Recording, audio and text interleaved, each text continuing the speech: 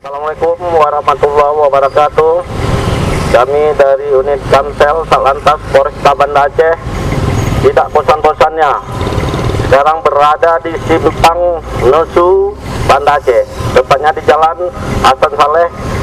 Kami mengimbau, kami mengajak selalu patuh dan tertib. Ibu sudah terobos lampu merah tidak menggunakan helm, itu bukan contoh yang baik, tidak perlu dicontoh ya.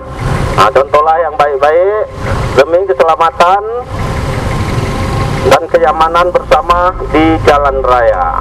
Sudah banyak korban di jalan karena ketidakdisiplinan kita, ketidakpatuhan kita, ketidakpedulian kita akan keselamatan berlalu lintas.